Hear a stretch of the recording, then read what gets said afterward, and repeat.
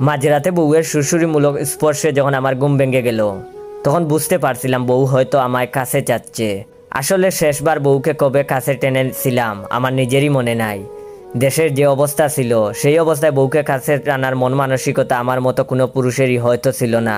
এখন তো দেশ স্বাধীন, আর বউ যেহেতু চাচ্ছে তাকে সাড়া না দিয়ে তো উপায় নেই।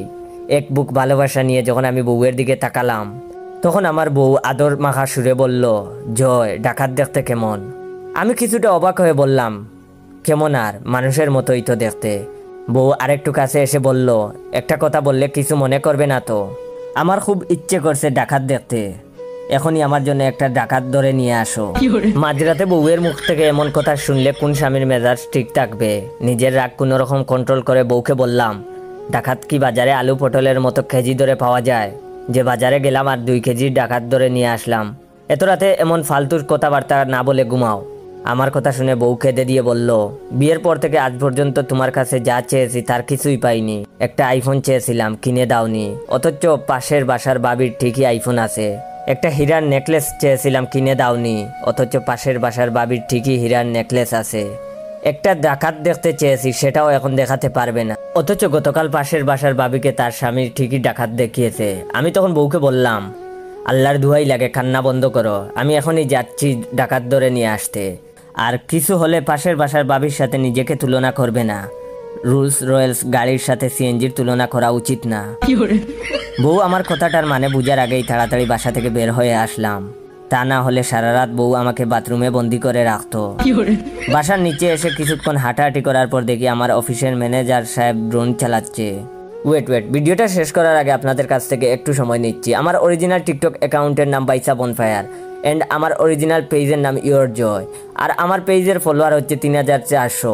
তো একটু কষ্ট করে ভিডিওটা যদি ভালো লাগে অবশ্যই আপনার 15 জন বন্ধুকে শেয়ার করে দিবেন।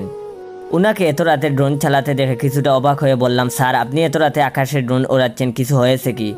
ম্যানেজার স্যার আমার দিকে তাকিয়ে বলল, কি আর হবে, সবই আমার কপাল। বউ ডাকাত দেখার বায়না ধরছে, তাই ড্রোন দিয়ে ডাকাত খুঁজতেছি। মনে মনে ভাবতে লাগলাম, দুনিয়াতে শুধু আমার বউ তার ছিঁড়া না, আরও একজনের বউ তার ছিঁড়া। এমন সময় খেয়াল করলাম আমার অফিসের এক জুনিয়র নাম রাশেদ, ও জার্মান শেফার্ড নিয়ে রাস্তায় হাঁটতেছে। আজ দুপুরে ওর বিয়ের দাওয়াত খেয়ে আসলাম। বাসর রাতে বউকে সময় না দিয়ে কুত্তা নিয়ে রাস্তায় কি করে?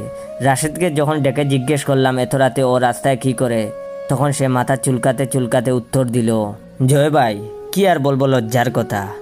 বাসর রাতে যখনই বউয়ের ঘুমটা তুলেছি তখনই বউ বলে, বাসর রাতে সবাই বিলাই মারে, আপনি বিলাই না মেরে ডাকাত মারেন, তাই ভাই এত রাতে ডাকাত মারতে বাসা থেকে বের হয়েছি। এত দেখছি সব পাগলের হাট বাজার। ম্যানেজার সাহেব, আমি আর জুনিয়র রাশেদ 3 জন যখন নিজেদের মধ্যে কথা বলছিলাম তখন হঠাৎ আমাদের সামনে একটা BMW গাড়ি থামলো, আর গাড়ি থেকে নেমে বের হয়ে আসলো আমার অফিসের চেয়ারম্যান সাহেব। উনি আমার দিকে কিছুটা অবাক হয়ে তাকিয়ে বলল, এত রাত পর্যন্ত রাস্তায় আড্ডা মারো আর সকালে দেরি করে অফিসে গিয়ে রাস্তার জ্যামের অজুহাত দাও? তখন আমি আমতা আমতা করে বললাম, আসলে স্যার আমরা আড্ডা মারছি না, ডাকাত ধরতে বের হয়েছি। এই কথাটা শুনে চেয়ারম্যান স্যার আনন্দিত হয়ে বলল, ডাকাত ধরতে পেরেছো? কোথায় কোথায়? কয়েকদিন ধরে ডাকাত দেখা নিয়ে বউ যে পরিমাণ পেনপেনানি শুরু করছে আর ভালো লাগে না, তাই গাড়ি নিয়ে একাই বের হয়ে পড়ছিলাম ডাকাত ধরতে। আমি তখন বললাম, স্যার এখনো ডাকাত ধরতে পারিনি, তবে ধরার চেষ্টায় আছি। ঠিক তখনই আমার নাকে ভেসে আসলো বিরিয়ানি রান্নার গ্রান। 4 জন যখন একসাথে রাস্তার গলিতে গেলাম তখনই দেখি রাস্তার মানুষ বিরিয়ানি রান্না করছে। একটা উৎসব মুখর পরিবেশ, সবাই বিরিয়ানি খাচ্ছে আর সবার হাতেই হকি স্টিক। আমাদের দেখে বাবুর্চি বলল, স্যার আপনারাও ডাকাত ধরতে আসছেন, আসেন 4টা খেয়ে নেন। পিঠে খিদা থাকলে ডাকাত ধরতে পারবেন না। 4 জন বর পেটে বিরিয়ানি খেলাম। আমাদের সাথে স্পাইডারম্যান, ব্যাটম্যান ওরাও বিরিয়ানি খেলো। ওরাও মনে হয় বউয়ের অত্যাচারে বাসা থেকে বের হয়ে ডাকাত ধরতে। এই স্বাধীন দেশের ডাকাতরা যে একটু স্বাধীনভাবে ডাকাতি করবে তারও উপায় নেই। বাঙালিরা ডাকাত ধরাটাকে একটা উৎসবের রূপ দিয়েছে। রাত প্রায় শেষ, এখন সবার বাসায় ফিরতে হবে। যাবার সময় চেয়ারম্যান স্যার আফসোস করে বলল, আজও খালি হাতে বাসায় গেলে বউ পেন করবে। ম্যানেজার স্যার মনমরা হয়ে বলল, আমার জন তো বাপের বাড়ি চলে যাবে। জুনিয়র রাশেদ বলল, আমার 3 কবুল বলা হালাল বউ, অথচ ডাকাত না মারা পর্যন্ত বউয়ের কাছে যেতে পারবো না। আর আমার কথা কি বলবো, নির্ঘাত আমার বউ আমায় ডিভোর্স দিবে। ইতিহাসে হয়তো আমি প্রথম ব্যক্তি যে ডাকাত ধরতে পারে নাই বলে ডিভোর্স হয়েছে।